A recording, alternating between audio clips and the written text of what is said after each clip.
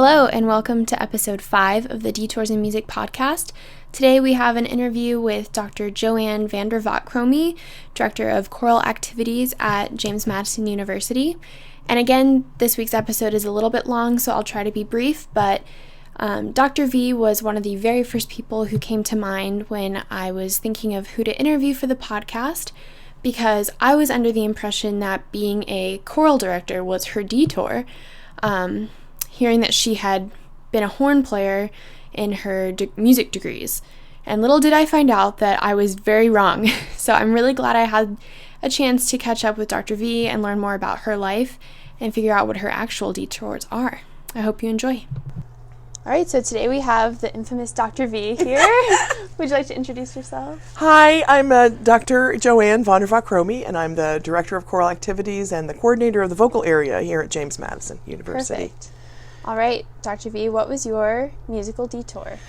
I want to, your questions have been great, and I want to start with a reframe of it. Mm-hmm. And this is what I realized in the middle of my life. And I didn't understand the beginning of my life for a long time. But I realized this. I'm a Buddhist. Okay. and a Christian, which is some people have trouble reconciling, and I don't at all. Yeah.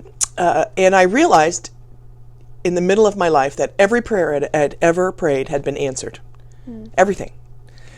And one of two things had happened. Either I had gotten the answer to the prayer itself, or I had gotten everything in the way.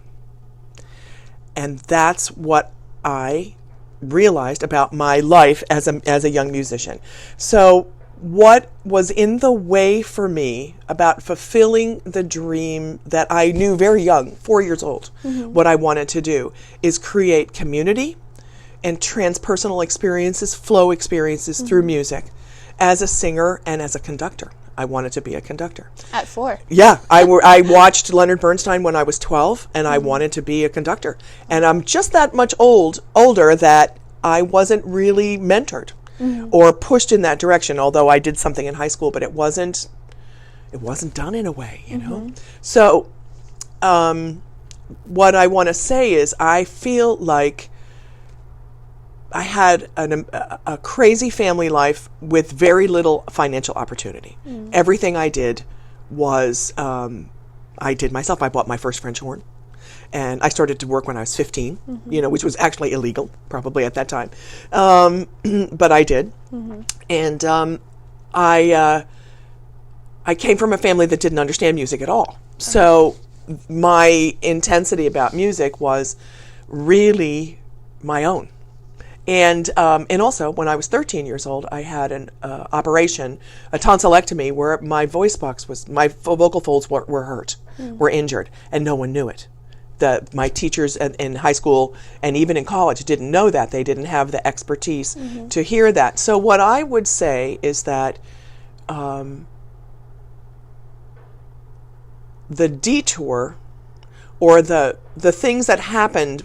So here I was with this big passion for creating music and community and the transpersonal. I have a very transpersonal side, which students know about me now a little bit, right? And how do you bridge that in a very normal, everyday way? I mean, I try to think of every rehearsal having a flow experience for at least, I don't know, for everyone. That's it's very hard to command that, but I try very hard to craft that so that it happens. And the culture that we create that brings it as well. So one of the things that needs to happen for the journey the things that you have to pick up is, number one, you need support and opportunity. And the next thing you need is people who can mirror back to you who you are without their judgment coming in. Which is very hard, because parents love their kids and they want them to be successful, and they want them to have money and they want security of life, which is real. And sometimes I find that as a professor now, that with the components of my job, one of my components of my job is to mirror back to students who they are without my judgments about what they should be doing with music.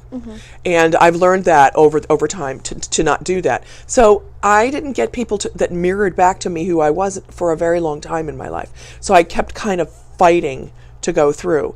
And then you need people that are expert teachers. You need people that are pedagogues, Yep. that are not only great artists, but also understand the pedagogical development of voice or piano or oboe or, conducting, whatever. So it's funny because in my life, I had none of that in the beginning, none of it.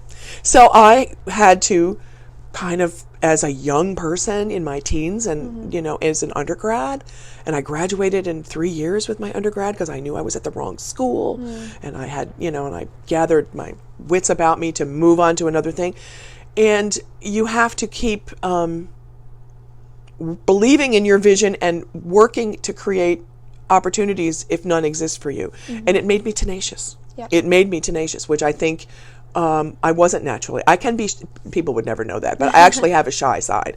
And it takes a lot of energy for me to be always, the charismatic side of being a conductor that you need to do. So it's a funny balance. So as I went on in my life, I also realized that every single thing I needed, everything that happened that didn't seem to be directly toward that goal was actually filling in everything that I needed as a musician and a person. I needed French horn in my life. I played in amazing orchestras. I had a Fulbright to a conservatory, a Belgian American Education Foundation grant, which is like the Belgian Fulbright, to the conservatory in Brussels. I studied with a really famous horn player.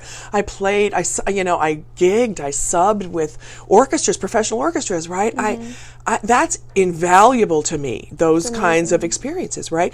And here, for a lot of years, it didn't look like I was creating community and flow experiences through conducting, because I was playing and practicing. I mean, I practiced so much. And I left voice for a while when that was after I finished my master's. I got that Fulbright. And in the middle of my undergraduate degree, because of the vocal injury, I had to let go of my voice for a while because there weren't people there that knew what was going on, and I had to be in music, and I changed my major in one day. So you were originally I was originally a voice major, and my teachers were not competent. And on one day, I walked off stage from a jury because they had not. I could not physically at that time. I needed vocal rehab, and they didn't know it. So I changed into a French horn major. I'd been playing the whole time anyway in one day. And I finished in 3 months, or 3 semesters, excuse me, and then I was a horn major. Wow. I know. So there was a drive there, right? There's a drive there to like be in music. No I was going to do music no matter what. And I got accepted at Johns Hopkins to go to medical school. I know. And that was like really crazy because I went to a little school in Maryland, and it wasn't a really reputable thing, but my mom was great. She said, I want you to, go to music and learn how to be a teacher. You'll always work. And she said, if you want to change back to medicine later, you can always do it. And so that was such a gift, right? So such a gift that she mirrored me at that moment. Yes, in a moment where she could have said, no, we don't have the money for this. It's not a secure future. So what life has taught me is that there are moments where you get answers. And if the answers don't align with your purpose, then you can't listen to them. And that's hard for young people. It's so hard. And one of the things I know many of the faculty here at JMU strive to do is we're really making changes in the school to bring it more into a 21st century future and have places where students can understand what they can really do once they leave here. It's not the conservatory model only anymore. And we're having our growing pains with that. It's not an easy process, and it's, for me, I find it slow. It's like, can't we do this now, please? Because the kids need it, right? Yeah. They need us to be more ready now. But it's going well. I mean, I'm super, super proud of our faculty and our administration and stuff. So that is part of this sense of all those years, my musicianship and my oral image, which for a conductor, your oral image is everything. I have a very symphonic oral image, even as a choral director. I have a thing about color because I was in it for 25 years, right? That's all I did for all that time. And then a wonderful choir came back to me into my life, and I was living in Holland at that time. I was married, and a wonderful choir came in, and then It was the bridge back into the beginning of the beginning. And I put the transpersonal into that choir. It was an amateur group of Dutch women. It was a women's chorus, and they were very playful. They were like at the level of a real, like the level of the University Women's Chorus, right? And they knew nothing about music. I taught them everything about reading and breathing and sound and tone and harmony and everything. And we had a blast. I did it for 17 years. Wow. So I had a lot of intersecting of the lines of my career. And then an amazing opportunity opened up. And I was teaching at the American School. I taught at the International School of Brussels when I was in Belgium. And then I taught for 19 years at the American School in The Hague. Wow. And I taught freelance instruments. And then I also, in Belgium, I taught K to 6 general music and instrumental music as well. I mean, I've done everything. I taught strings. It's great. I have a crazy rich background because I wanted, and I think that was part of me going, I'm a conductor. I have to know everything, and I have to read everything, and I have to transpose for viola clef, and I have to know everything about contrabassoons, and and I love that part. If I was a little younger, I think I would go back and get an orchestral degree now because I love it so much, and I've gotten so many opportunities here to do that, and I'm like, no, I want to do this. I don't think next life. That's why I'm a Buddhist. I'll do it next life, because there's other things. There's lots of great things to do, and I have lots of things to do. So. When this job opened up at the American School, it was a choral job, and it opened up in a tough time of my life because my husband had just died, and I was a mess. And a really, really great friend of mine said, "We need you here. I will get you through this interview. You get ready." And he got me through. And there weren't. I wanted to, but it was the universe saying, this is the next step of your career and your life. And of course, I had a big void in my life too because I'd lost my husband, and so that filled it in a very amazing way. I would have done it if he had been alive too, but it was the timing of that was very important.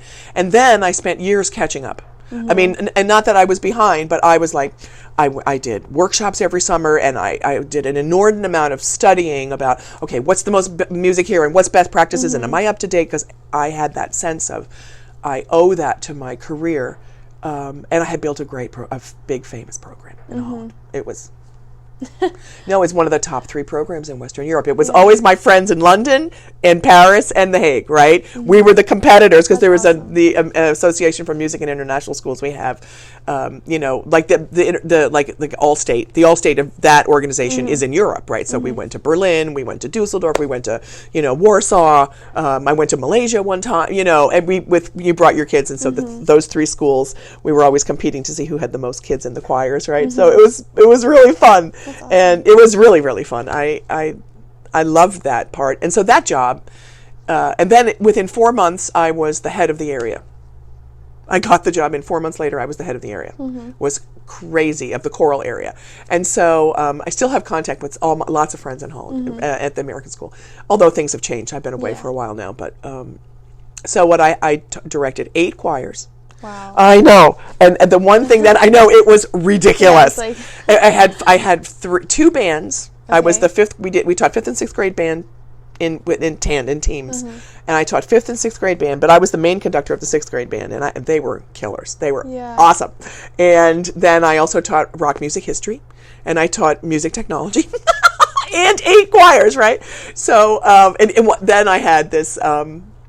I had a 5th grade choir, 6th grade, 7th, and 8th grade choir, and a high school choir, and a high school a cappella group. And then I had my Dutch choir. And then a bunch of my friends said to me, parents, because international schools are fun. And they said, don't you want to start a choir for the parents? And I went, no, I don't. They were like, well, why not? And I said, because what if we have parent conferences and then I have to talk to you about your child? Or they were like, oh, don't worry, because it was really fine. But I was afraid. And then a bunch of my friends said, don't you want to start a choir for the teachers? I went, no. I said, well, what if you don't like me after you? Things. Yeah. But so then I got them. I said, so then it like 2 weeks. 1 week was this, and 1 week was this, and we had a teacher parent choir, and there was 60 people. It was amazing. And then I joined them at the high school. So I'm saying all of those stories to say that I had the job of my dreams. Everything had come together, right? And even though I'd had a wonderful marriage, and even though he was gone, I still had my family, and So I was pretty happy. And then a bunch of my friends said to me, they said, don't you want to go and teach teachers how to teach like you? You're so great. And I was like, no, I don't want to go. Why would I'm happy? I said, how could I leave this job? I mean, I had an amazing job. And they were like, you need to be teaching teachers how to do this. And so I went back to Florida State. I went to Florida State and I thought, I'm going to start a second master's. And I was older. I was in my 40s at this point, right? And I fell in love with Florida State that summer. And at the end of the summer, I asked a person who's now my friend, but who became my mentor and my advisor, do you think I can do this? Because I was in my late 40s. And she says, I whisper into the thing, right? And she said, of course you can do this. She was like, yes. And then she said, how old are you? And I said, blah, blah, blah, blah. And she said, don't wait too long. Yeah. And so I went and I applied and I got accepted. And that ended up being my last year at the American school. And I repatriated. I took everything back with me from my furniture and, 25 years of my life. Wow. I went over with 2 suitcases and a French horn. Yeah. And I came back with a container of things, right? Yeah. So, and then I went to Florida State, and then I came here. And I want to say this about Florida State. Everything that was in the way showed up. And I found out about my voice thing through did a lot of vocology experiments and voice science things, as I knew I wanted to understand the science of acoustics. And in the process, I found out about my own vocal injury, and I rehabbed it. Wow. And I'm singing so much better than I ever have in my whole life, and I'm so proud of it. And everything that I was afraid of, that's the one thing I would want to say to people that would listen to this, is that you have to face everything you're afraid of. And now you could say, but you were in your 40s and you had this great career, and look at all the things you did, and you were singing and conducting and studying, and you had, blah, blah, blah, blah. What were you afraid of in that point? You had such a successful life. And it was like, I was afraid of that level of competency, of being that good, and having to be that good, and to be a person who could model that every day. And I would say that to students. So along the way, the universe provided time for me to ground all my musical skills. It found time for me to learn and study and retrain, and in opportunities that showed up in surprising ways. And that I had to grab. You have to grab those opportunities. And it gave me my next steps when I was comfortable.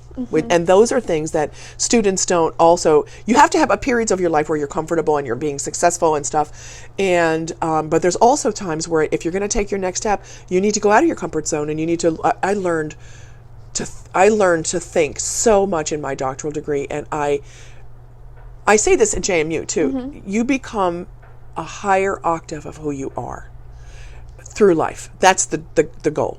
Because there's no real stasis in life. You are either getting better or you're getting worse. And it can be slow or fast, and that depends on what cycle. There's different cycles in life. But we need to keep growing and taking advantage of those opportunities. So when I got the job here, I also had a funny experience. Within 4 months, I was the head of the area again. I have this, I don't know what that's about. It was an interesting thing. And this was the job of my dreams. Good. And it's like, I bleed purple. But you wouldn't have known that. I wouldn't have known that then, because I was going. And it was when I got to JMU that I had this very big reflective time of going, oh, look what life and love and healthy people that mirror to me and my own hard work, look what it brought. And I've been here, this is my 10th year now. I've changed so much in this job. I've gotten bigger and better and more aware of the I'm more able to create flow moments for my students, and ever and ever, because people don't think, oh, you get your doctorate and you get a job and you're done, right? Oh no, I am not the same person I was when I left Florida State, and I'm not going to be the person when in 10 years from now I'm not going to be now this way. I'm gonna, because I have so many life is always making you grow. And what I would say to young people, what I try to do is, number one, you have to have people who mirror back to you who you are in a safe way. Next thing is this: you have to have people who tell you the truth. And you have to be able to say, they have to be able to say to you in a very safe way, I think you're not working hard enough. Or I think you're avoiding something you're afraid of. Or I think you're a little bit arrogant. I think you're being a little bit naive. I think you're not listening to me. I said that to somebody last week. I don't think you're listening to me. Let me say it again. And I feel like inside I'm going, can I say this to this young person? But they weren't. And they have to make, behaviors are choices. And if you're going to choose not to listen, okay, don't listen. You can put my information in a pile of things that you get to decide, but listen to it. Hear it before you decide yes or no. Because sometimes when you're afraid to listen, it's because you're afraid to look at what's the hardest things to do. And it's so easy in life to not realize that you need to do the scariest, hardest things that you have to do are the things you need to do. And then everything else falls into place from that. I feel like it's I spent a period of time in my life doing jigsaw puzzles. And I think it was because I was trying to understand my own jigsaw puzzle. Because my jigsaw puzzle, I got all my pieces, but I had no box. I didn't understand what I was building. And what I was building in this lifetime, for me, and what I feel like is, I want to live and gather with friends and family and students and music in the space of the loving transpersonal. And it looks really ordinary sometimes, and it's also absolutely extraordinary sometimes. But I want to live and be and share and create in that space with whoever I'm with. And that's the frame of the puzzle around the box that I didn't have. And my sister said to me, I got an award a couple years ago here. I got an outstanding teacher university award, and I was so surprised by that and honored by that. And there was a luncheon, and President Alger was there, and I was very humbled by that. And because there's so many great people here. I mean, this is a great school, and I'm just trying to keep up with fantastic colleagues. I mean, there's so many great colleagues here. I'm just like, oh my God, work, keep up. And my sister came. I invited my sister and a friend and to come to the luncheon with me, because you could bring 2 guests. And my sister said to me, she said, it's almost like your whole life has been preparing you for JMU. And I didn't know what to, I didn't know what to say by that. She said, this is everything you wanted to do. You get to conduct, you get to sing, you get to work with the orchestra, you get to teach pedagogy, and you get to integrate all of that into this wholeness that was part of my research, which really was my research at Florida State. And I thought to myself, I said, you're right. I had it, you're sometimes so busy living it that you don't get the beauty of it. And you're being appreciated. And you're being mirrored and recognized for, your contributions to creating an environment where people can be the best they can be. And that's all there is. And that's my whole life. I learned how to filter out of my life over time the people that didn't know how to do that or didn't want to do that. And I don't have a lot of them in my life anymore. It doesn't mean I'm mean or whatever. It just means that they don't vibrate at that frequency. And I want that for all of my students. I want to be part of their team they have to hold themselves accountable, but that helps them manifest everything that they can be, because that's how the world changes. I am so I almost yeah, I know, right? It's like, oh my gosh, because and every day it's a great place. We are going to change the world through beauty and through harmony and through doing things together and expressing the unexpressible and making it real together. And that's why I love being a conductor. Yeah. I love the together part. You have to love the alone time in a practice room with a score, with your baton, with your audio, you know, for conductors, because people ask me now, you know, what do you, and I say I have to practice, and they're like, well, what do you practice? And I'm like, what do you mean? Conducting? Like, what are you talking about, yeah. right? People don't understand. They think, you know, but the years I practice French horn, I still warm up and sing and do all sorts of Kodai things every day because I have to be that musician for the students here. And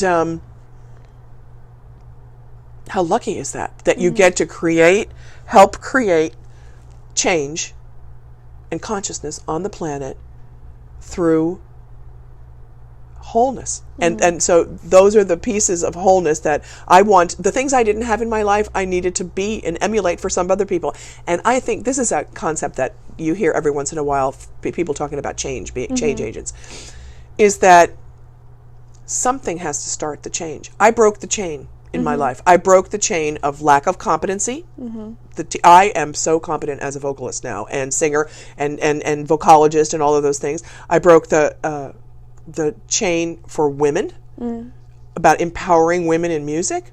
I mean, and conductors, female conductors in music, and also making it possible for people to live musical futures in a very diverse way, because I have a huge diversity and I know how to do all of that stuff, but also expertise, right? The expertise of hard work and creating in groups and leadership and all of those things. I feel like those were all the pieces. I had to gather my puzzle pieces in my life and build the puzzle. And then what happened is this: the puzzle became multidimensional. So you have this puzzle on the ground or on your computer, but in my life, I felt it. It became multidimensional, and it started to spin, and it went, and I thought, this is my life. This is what I get to do. And there's my mystical side, right? Because I have all sorts of crazy, wild things like that happen all the time, but they're meaningful to me because we live in a multidimensional framework, existence. And how can we help everyone be consciously creating in that environment? I am so grateful for the path of my life and the detours. You have one question on your thing that says, how did you know when you were on a detour? I never felt like I was on a detour. I just felt like I have to move this thing into where I wanted to go, and this showed up, so I did this. But the one that I didn't do myself, that the universe spoke to me, was through my friends in Holland when they said, we don't want you to move, but you need to get a doctorate. You need to teach people and be the kind of teacher that you are. And that was a sense of listening, right? Because that wasn't your own thought. Not initially, but I realized later how right they were, because they could, and that one of them said, it was a really brave thing. This is why you need great friends. You need great friends who can mirror back to you who you are. And they said, we don't want you to leave, but we see you getting restless. We see you outgrowing this job in Holland. And I was like, what? How can I outgrow? I did, 2 musicals a year, 3 honor choirs, 8 choirs. I taught 2 bands and music technology and rock music history. How could you get bored with that? But I was, and I didn't want to admit it, because I didn't want to leave Holland because of my family and my husband and all that stuff. And they were like, you have to be brave, and you have to, there's a tenacity and a bravery that students need to, that young people, that all people. It's not just. I mean, I'm not 20 anymore. I've seen so much, and you see, people as they age, who do they become?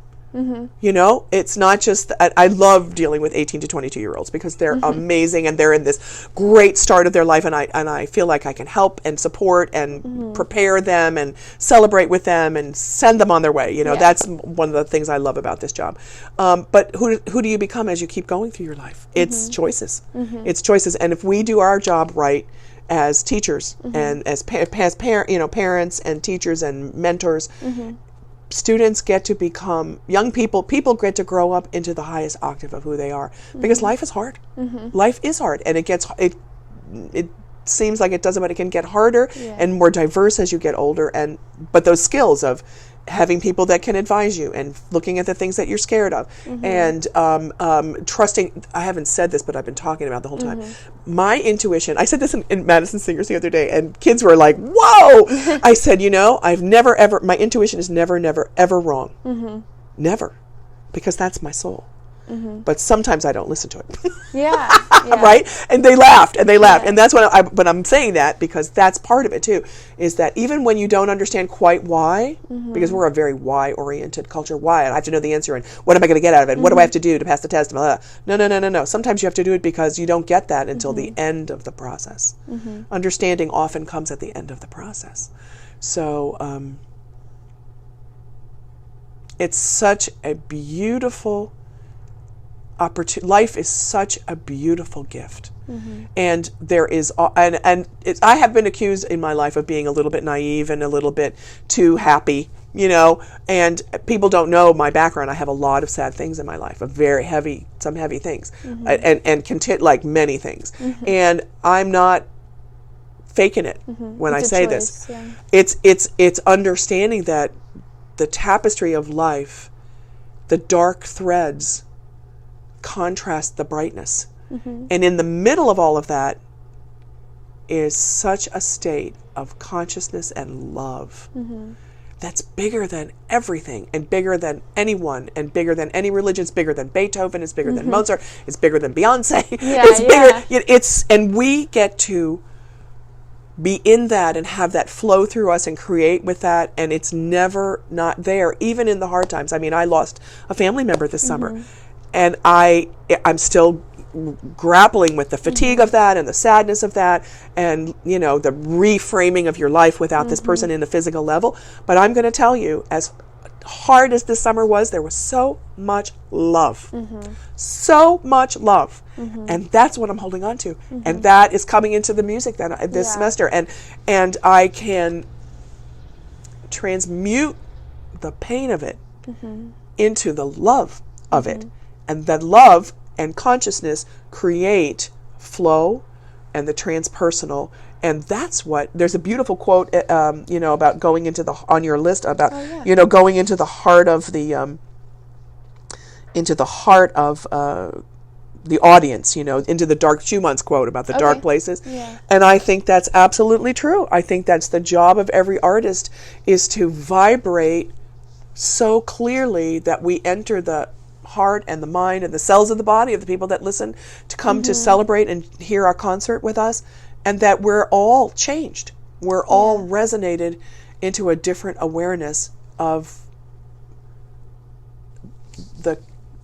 the opportunity that life is, and we get to do that through music. And that's every day. I think about this I think about this all day long. And there, on my schedule out there's a little on the door, there's, before every rehearsal, there's a little purple strip of blocked out time. It's for like 15 minutes before, because, and when I can't do this, I'm like, I'm walking down, as soon as I walk out this door, it's like, I'm in that state. I'm in that space. I have my lesson plan, but more important than my lesson plan, I have that. And I'm going to walk in the door, and here we go. We are going to do this together. And I need that little 15 minutes there with nobody distracting me. Talking about other things, because I have to make sure that I am in that place before I go out the door, because that's what my students deserve. They deserve that best of me every day. It's my job. And what an honor it is to be that. Try to be, and I'm not perfect, oh my gosh, but to try with that intentionality, it changes so many things, and it ameliorates everything. And that's what I am so lucky to do. And I am so grateful for this life. And the crazy circuitous path. I want to say this too, because I lived in Europe for a long time. I needed to learn how to live in a different way, and being out of the United States for a while, and being with my husband and his family, and it brought back a lot of things about music and composers and beauty, and my husband loved paintings. So we would go to the Maastricht Art Festival and look at amazing paintings, and we did that for years, and just in this very beautiful, absorbing way of resonating your inside, and the stories, and World War II. I had a lot of things about World War II while I was over there that are very real to me. Last year we did a huge Holocaust program here because I did many of those over in Europe, and it's bridging. That's another theme. Puzzles and bridges are and the transpersonal are very big themes for me in life and music. And in those containers, you can find entry points for everyone, So, and I guess also to say that I think students know that I work really hard, and I try to make it look easy, but I'm working hard all the time because there's nothing else to do. You have to. This is hard work, and the accountability of it is very important. But I feel very much like I'm a bridge person, in terms of where consciousness is going in our world and in our country, and I am honored to have been a bridge person, that I've been part of a generation that's been compromised, and I changed it. I changed it because, get out of my way. I am gonna do this. And I was also brave enough, and I think students don't think about bravery, because sometimes bravery is the way you make a decision. Yeah. It's a brave decision. Yeah. So that's kind of how I feel about, let me just look at your questions and see how I did. If I got you're doing great. Oh, good. Okay. I think, there was one thing that, when I was playing French horn for a long time, as I said, and I was like freelancing, and I was gigging and stuff, but I wasn't getting in an orchestra. Like I didn't get in the Utrecht Symphony or whatever, in Europe. And there were some orchestras that I was auditioning for. And I had a mentor say to me, he said, I don't know if this is exactly what you're supposed to be doing anymore. And it was horrible. It was such a hard thing to say because I'd worked so hard. But he saw it. He was so brave to say to me, you need to change your path a little bit. Not out of music. He said, you're a really great musician. He said, I don't think this makes you happy. What a thing to say, And he was right. And so that's when a bunch of the other choir came in. And so I think that there's a fulfillment that is the sense of not everything's easy, and not everything's perfect or good all the time. And you're not always happy all the time. But there's a sense of purposefulness and rightness about your journey that is the indicator that your path is, finding this fulfillment. And I think that people that are conscious and awake, whatever they're doing, they can be doing anything. It doesn't have to be music. There's millions of people out there doing amazing things. Is that they understand the interconnection between the personal and the group, and the inner and outer, and the ordinary and the extraordinary. It's all an infinity sign.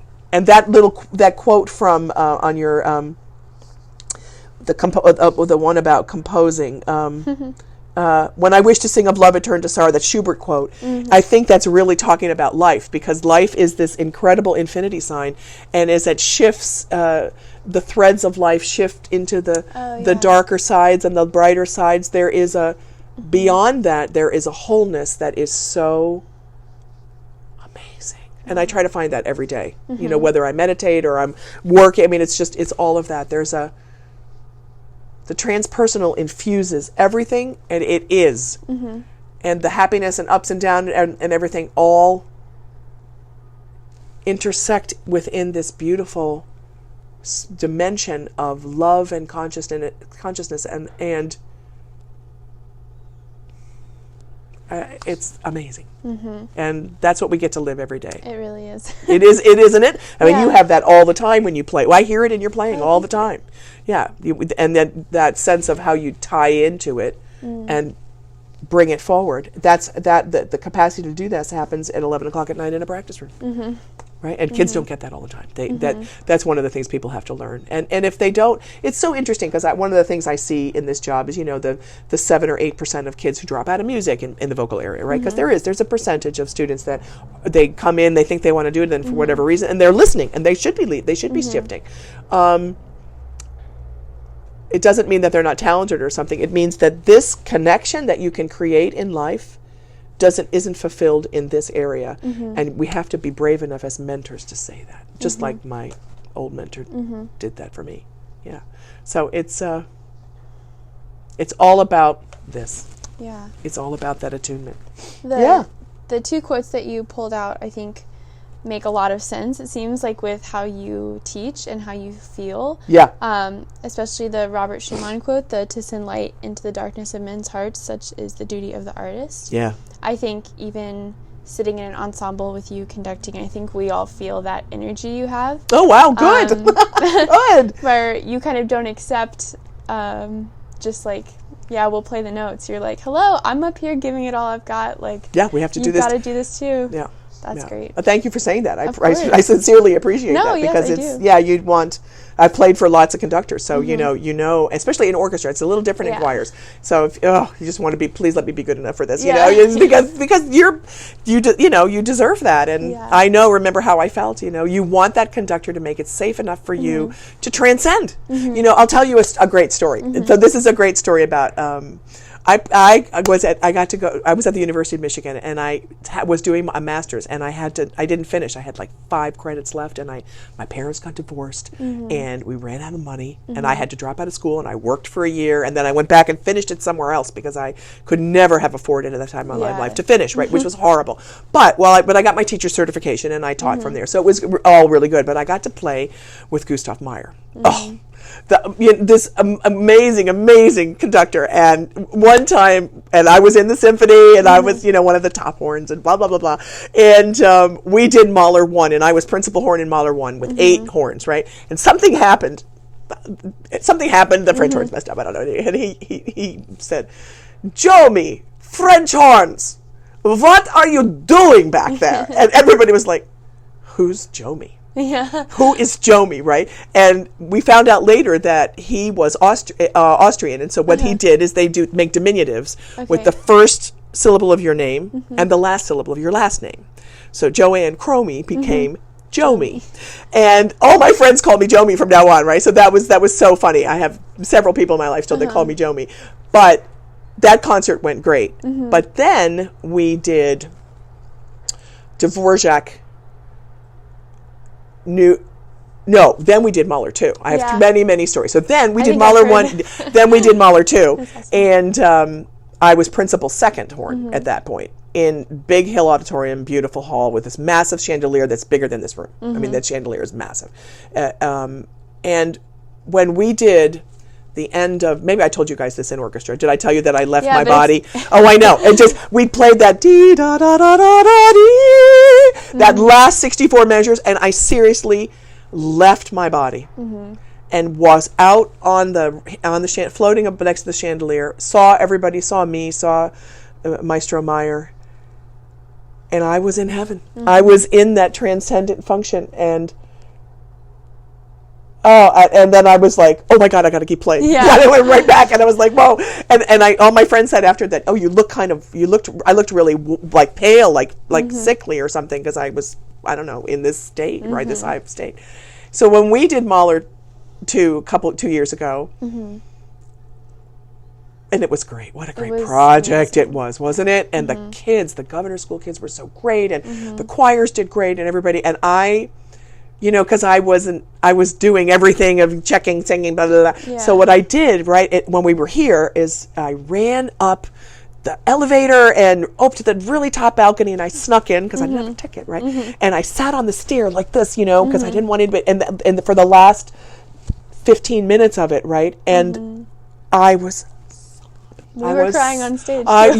Everybody, because Mahler gave us that gift, and we got that and went into that space, and we all transcended. That's what we do. Yeah, it was like that piece, and playing it here at the Forbes Center was like that moment for me so far too. Right. And looking up and seeing Professor Byers seemed like he was emotional, and then just looking around and everyone else is crying, and then you're like, oh my gosh, I'm crying. And it was like the hardest I think a lot of us have ever worked on something. And that's beautiful. The thing. The hard work is to create.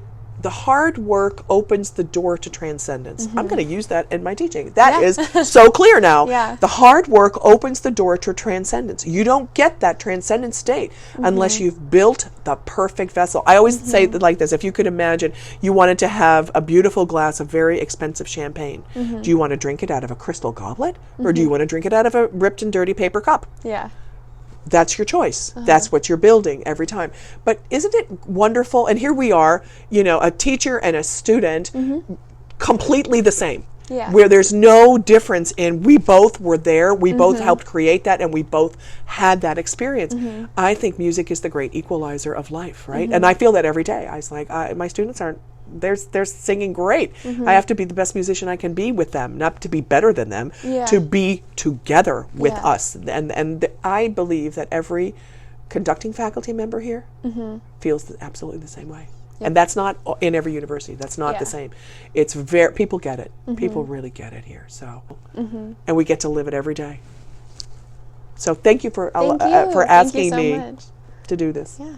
Dr. V was amazing as always, and stay tuned to our next episode. Don't know the guest yet. So if you have any ideas, please feel free to email me at the Detours in Music podcast @gmail.com, or send a DM or a comment on the Detours in Music Instagram. Thanks.